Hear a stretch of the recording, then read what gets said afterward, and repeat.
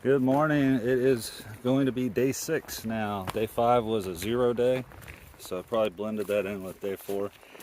Just got a lot of chores done yesterday. I went up to Neal Gap twice, once to see about getting a new tarp, which I did purchase.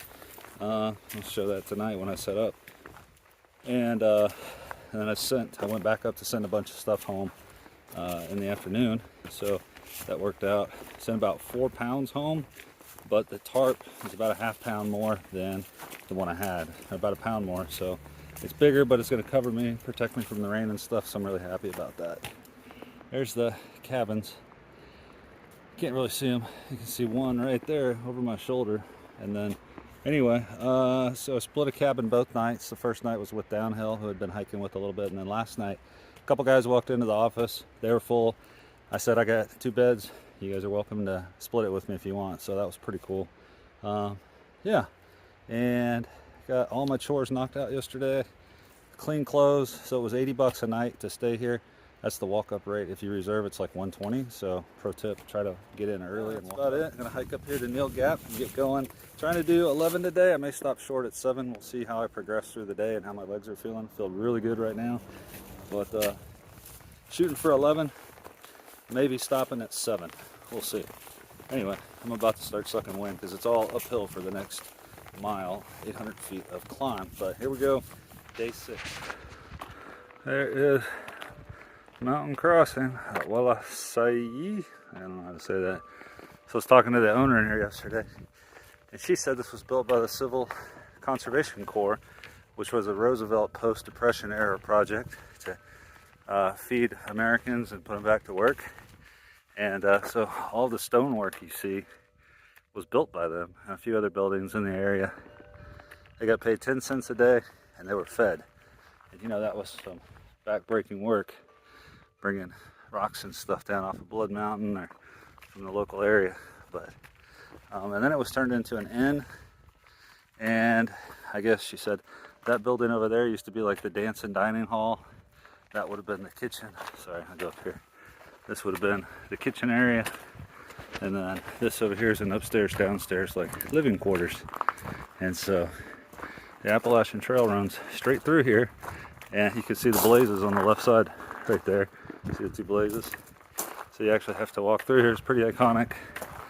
A lot of people take lots of photos and videos here. You know, it's that most don't make it. 20 to 25% don't even make it to here, so making it this far is it's kind of a morale booster if nothing else. And I did it. Colder this morning, so the temperature dropped a lot. It's about, when I woke up, my phone was saying 31, so it feels like probably a few degrees warmer than that out here. But it's supposed to be a lot of rain over the next 2 days starting this. Look at that. I was just thinking I should have bought a bandana yesterday at Neal Gap. I really need one. And the trail provided. No, I'm just kidding. That probably belongs to somebody. I'll take it and keep asking. I won't use it or anything. But that's funny that literally 5 minutes ago, I was like, oh man, I should have got a bandana or a rag from Neal Gap or Mountain Crossing Outfitters. Oh well. A couple of points to clarify from yesterday, or points to talk about, I guess. I went into the outfitter. I know I mentioned that already, but got me a cool hat. Nice. So, trucker hat. Needed it. The sun was getting to me in that wool cap. I can't wear it when it's hot, so I should have brought one, but I didn't. But I like this one. It fits like a glove, and it's made for big heads. I got a big head, so it's got 3 clips on the back. That's awesome. And the second was I got my pack looked at. I don't know if you see those marks right there, those little black marks on the orange. That is the adjuster for up and down. So I have a large pack, and apparently large is actually for pretty tall people, like for my Atmos, Osprey Atmos, for like over 6'1", that range is when you're getting into large. It's more about your height more than your girth. So a lot of people out here I've talked to have made that same mistake. And talking to Bill, people call him the pack whisperer. He works at the Mountain Crossing Outfitters. He does shakedowns for people. He tells them what you need to drop.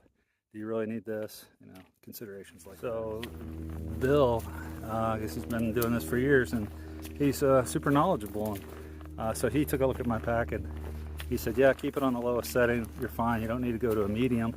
But I'm at the kind of the short end of the range on my pack. So for people that are looking at packs and you don't want to go in an outfitter to get fitted, just kind of be wary of that they're more for height. Not so much. I'm about a couple miles from a road crossing, and I got about 4 more miles to go. Legs are feeling great today. Still really happy I took a 0 yesterday. I know it was early on, but you know, take a break before I have to take a break, I guess. Before I have to take a longer break. So yeah, I keep stopping at these, like, I'll show you, they're like little campsites along the trail. The trail's just right up there. But there's all these awesome views. I mean, just crazy awesome views. You can see, it feels like you can see to the ocean. I know it's not that far, but you can just see forever. Oh, with those, you can see 2 tiny little giant mountains way off that way. I wonder what those are. Way off there. But we came from that way and going behind us, so Blood Mountain, you can't see it, it's just behind the trees. All right, so I've been debating what to do over this pink bandana that I found. I know it's somebody's, and they're probably going to be disappointed they lost it because it looks brand new. So I've decided, because I need a bandana, that I'm going to wait 3 days and I'm going to leave it right there. So if anybody sees it, they're going to be like, hey, did you find that? And I'll be like, yeah, I sure did, here you go. But on day 9 when I wake up, it's mine. And then if I'll assume in 3 days that whoever lost it is miles ahead of me and I'm never probably going to see him again. And then if I do see him again after 3 days, then I'll be like, well, you can have it, but fair warning, I used it. So, because I'm getting tired of using my sleeve. I really should have bought one. It would have been a smart idea. But for now, it's going to hang out right there. So that's the pink bandana. It's a big deal, man. I don't want to feel like I stole it from somebody, but I also, what do you do? All right, I must be getting close to the parking lot too, because I passed about, oh God, that rock, big rock, but it doesn't, it moves. Look how big that rock was. That whole thing moved. Getting close to the parking lot because I passed about 10 day hikers. None of these rocks are stable. And then from there, I think I got about another, it should be about the halfway point. I'll check when I get there. Yeah.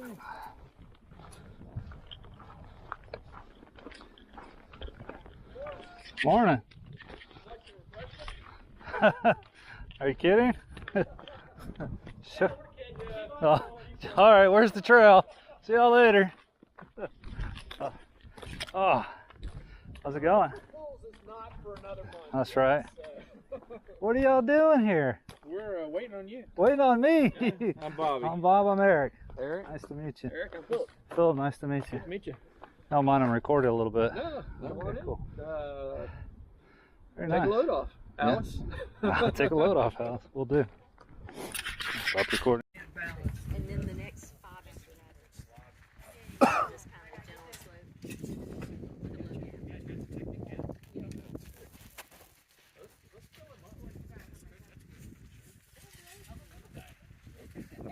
Okay, I found the owner of the handkerchief, so that was a short trip. She's gonna take good care of that handkerchief. Oh yeah, there it is. She got it back. And then Bob gave me a brand new one. I think it was Bob, right? Bobby gave me a brand new one. So there you go. I still got a handkerchief. What was your name? Kay Greeny. Kay Greeny. All right. Save your handkerchief. It's so steep. But those guys, you can barely see it down there now, offered to slack pack my pack around. So I get to do it with no pack on. And I'm still sucking wind. It's a bear of a mountain. She chose not to, or didn't know they offered. She's dying too. Alright. This view pretty much takes the cake for the day. Mostly because I came along that ridgeline over there and then down into this deep valley and found that Trail Magic, which was awesome, and they also offered to slack pack. So slack packing is when somebody carries or drives your backpack around for you to your next destination, and then all you got to carry are your hiking sticks and sometimes snacks and water. But This was only a mile to get up over this giant mountain back here. And now I've got a little bit more up and then like 0.1 down to the next little car stop, sorry. And my pack should be waiting for me there. So it's a little bit daunting because that pack is so vital and critical. It's a little bit weird once I started hiking, like I just gave them everything that I need to survive out here. And all I have are my sticks and my phone. So my wallet's in there, like everything. So I'm sure it'll be there. They're very nice people. They do this all the time. If you get a chance, that mountain is terrible. If they offer to slack pack you, they do it all the time and they love doing it for people. Take them up on that offer. Don't feel guilty, don't feel bad. At the top of the mountain, like way at the very top. Look at these pretty little purple. I haven't seen anything purple out here yet. Look at that. What are those? I don't know, but they're pretty. Like, this place is just brown and a little bit of green. Bunch of trees with buds on them, but nothing. And then you got these pretty purple flowers. Pretty cool. Sorry, I'll stop taking video of every little thing I see, but I just thought that was cool.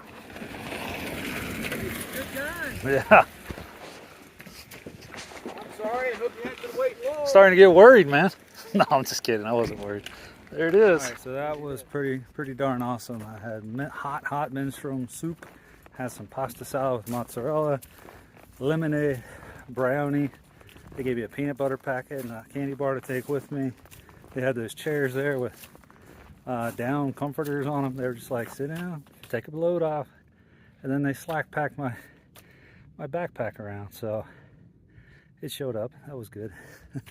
But I was talking to Bobby. I said, so what made you want to come do this? Were you a thru hiker? And he said, no, some years back, he was going through Discovery for cancer, potential cancer. And he said he came out here and did a walk in the woods. And he said God spoke to him and said he needs to come out here and take care of hikers. So he's been doing this ever since. Yeah, if you get a chance, man, take them up. All they ask for is a big thumbs up. So that was super cool. About to summit Sheeprock Mountain up that way. That's the name of it. And then off in that way, rain is coming. Started out with clouds and gray skies, and it got blue and sunny. It was beautiful. And now we're back to gray. It's going to definitely 100% chance of rain tonight. So got about a mile to go once I get over this. And I think I'll beat the rain there, but I looked at the weather radar. It looks ugly. It's going to rain till about 10 a.m. tomorrow. All right, it's a Low Gap shelter. Decided to say in the shelter instead of trying to set up in the rain. So I think we're going to have a full 7 spots tonight. Everybody's getting food ready. Getting their food going. This is my sleeping spot.